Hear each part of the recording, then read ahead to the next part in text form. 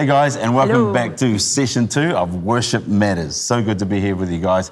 We love talking about this whole topic of worship. Yeah. And for session 2, we want to start a really cool story found in John chapter 4, where Jesus meets this woman at a well, and they have a cool discussion about water. So Pastor Libby's going to... And amongst other things. amongst other things. Okay, so in John chapter 4, the story starts with Jesus telling his disciples we've got to go through Samaria because basically I've got something I need to do there, which is pretty cool. And so he gets to Samaria, is at the well, and there's a woman there drawing water, and it's the middle of the day, and the Bible's very clear about making that point. It's noonday, and normally they would come and get water in the cool of the morning or the cool of evening, but this woman is there at a time where she's not going to be encountered by anyone else, and that's important to note. So she's drawing water, and Jesus says, hey, could you get me a drink? Could you hook me up? I don't think he said that, actually, but could you, I'm thirsty, could you draw some water for me? And she basically responds, why are you, a Jew, asking me, especially a woman and a Samaritan, for a drink of water? It was a no-no. It was a no-no. And he basically says to her, woman, if you knew who I was, you'd ask... I think it came across as, well, if you knew who I was, you'd be asking me for a drink of water. But, yeah, that's kind of what he said, but yeah. So he basically says, if you would be asking me for water that would not run out, living water. Yeah. And he says that you would never have to come back to this well again. Yeah. If you get the water, if you take this water that I have, you'll never be thirsty again. You'll never have to come back to this well. And so he's sensing the pain and well, he's not sensing, he knows what she's walked through and why she's there at that time. Right. And she's like, oh man, yes, please, could I have this water? I don't want to come back. She literally says, so I wouldn't ever have to come back to this well again. Yeah. And he says, well, first, before I give you the water, go get your husband and bring him back here. And this is where the story takes a bit of a funny turn. And she goes, I haven't got a husband. I'm not married. And Jesus says, you've told the truth, woman. Yeah. Because you have had 5 husbands, and the man you're living with now is not your husband. So in a sense, she was saying, you're telling the truth, but she was snapped out. And so she basically says, oh, I see you're a prophet. And then launches into a discussion about worship, which is kind of crazy. And they talk back and forth. She's a Samaritan, he's a Jew. And I'll read you the scripture in a second, or the part of it, but they have this discussion about, I'm meant to worship on this mountain, you guys say somewhere else. What is it? Where are we meant to worship and how are we meant to worship? And in one of the verses, it says this, Jesus responded, believe me, dear woman, the time has come when you won't worship the Father on a mountain nor in Jerusalem, but in your heart. Your people don't really know the one they worship. We Jews worship out of our experience, for it's from the Jews that salvation is made available. And then it says this, from here on, worshiping the Father will not be a matter of the right place, but with the right heart. For God is a spirit, and he longs to have sincere worshippers who worship and adore him in the realm of spirit and in truth. So good. Mind-blowing. Mind-blowing. So I think it's really important to understand some of the context around the story, because it opens up an amazing truth about what God is looking for when it comes to our worship. Yeah. So first of all, you're going to have to understand that this woman is from Samaria. She's a Samaritan woman, and Jesus is a Jew. And Jews and Samaritans hated each other because of a long history. Yeah. It's really funny when you look back, when the people originally got kicked out of Jerusalem to go into exile, the king sent people in from all these surrounding lands to look after Israel while the people were out in exile. And so those people brought in all their foreign gods. Shame on them. When they then continued to worship their foreign gods, God sent lions. Not even joking. You can find the story. It wasn't Aslan. Somewhere in Chronicles, and it wasn't Aslan, no, of Narnia. God sent lions. Lions came in and started attacking the people.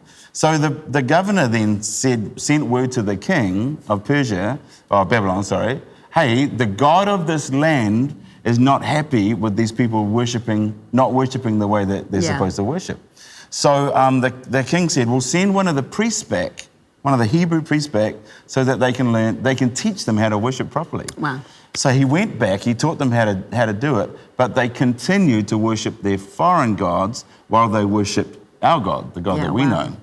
And I thought, man, that's crazy. Mixture. We would never do that. We would never worship God on Sunday and then worship McDonald's on Monday, or our shoes, or KFC, or our boyfriend or a girlfriend. You know, it's that type of struggle of the heart. Yeah. So when the people came back from exile, then they met these Samaritans, and they were worshiping all kinds of weird ways, and so they started this fight all of a sudden. You guys are worshiping wrong, and the Samaritan says, well, you guys were kicked out of here because you were worshiping wrong. So now there's this big struggle, and that went down for ages until this day when Jesus meets up with this Samaritan woman and has this crazy encounter, which they shouldn't have been talking to each other.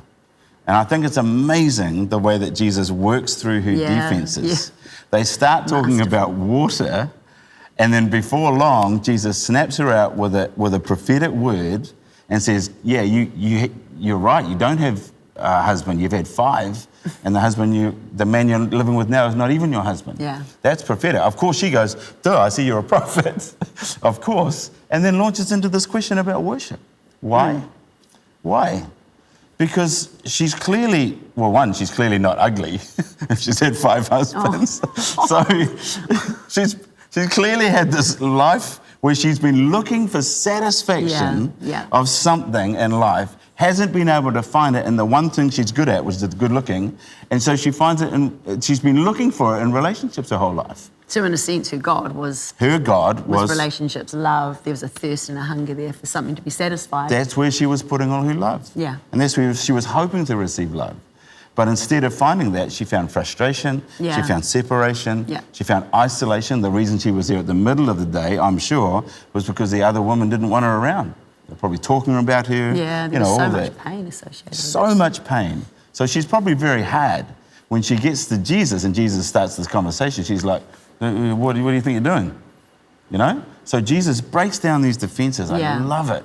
Water, and then it's husbands, and then she says, oh, you're a prophet. Tell me, my whole life, I've been looking for love, and I know it's somewhere in God because worship has been a part of my whole life. But whenever I look at the church, all I see is my church fighting with your church. Wow. And I just think it's crazy because so many people look at the church today and they're fighting over the way that we worship. Yeah, style. Song choices. It's stupid that we fight over whether we play this type of music or whether we read a book or whether we read a prayer or whether we light a candle.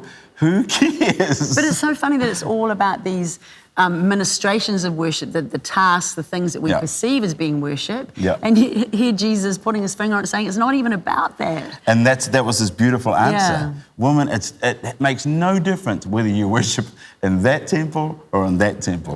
Whether you worship on that mountain or in Jerusalem in a temple, makes no difference. Why? Because the Father is looking for worshipers who will worship in spirit and truth. Yeah. In spirit and truth. And that, I don't know about you, baby, that talks to me about complete transparency. Yeah. Complete honesty. Absolutely. God is not afraid of your honesty. God is not afraid of you being honest with him. In fact, that's all he wants. It's the starting point, isn't it?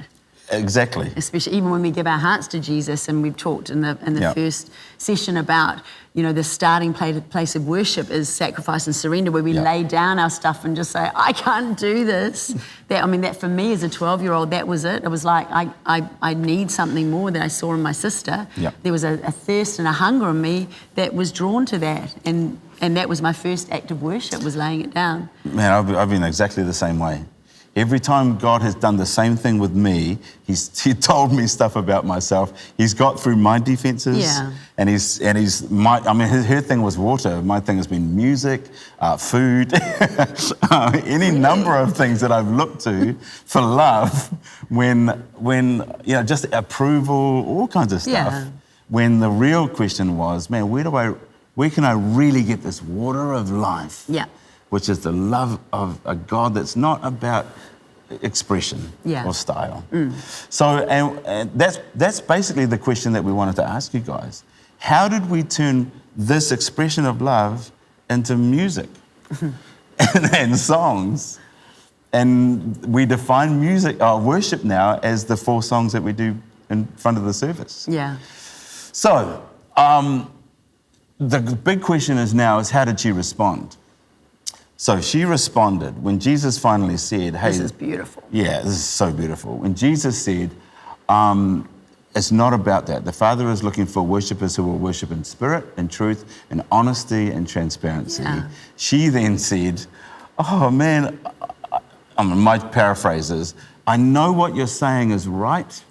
I can feel the life in it, but I can't understand it yet because we just can't comprehend some things. That's why God is so awesome in explaining it to us. Yeah.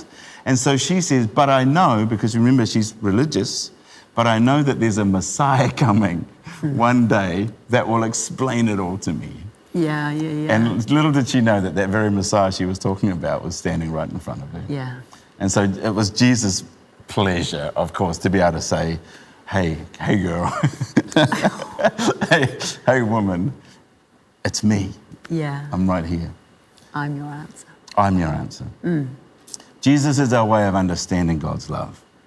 And that's probably a really good place to land. Yeah. Just to be able to, as you go into your groups to discuss it, to discuss what have we looked at the church and seen different expressions and thought that's what worship is and that's what worship is. But really, really, is that what the heart of it is? Are you being honest?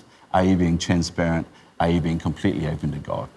And probably the only other question we wanted you to throw around in your groups is, have you allowed Jesus to get to your core issues? Have you allowed Jesus to get to your core issues? Because then we can respond like she did if we allow him to get right down past all those defenses and into the core of things. Cool? Awesome. Cool. So chat about those in your groups, and we will see you next time.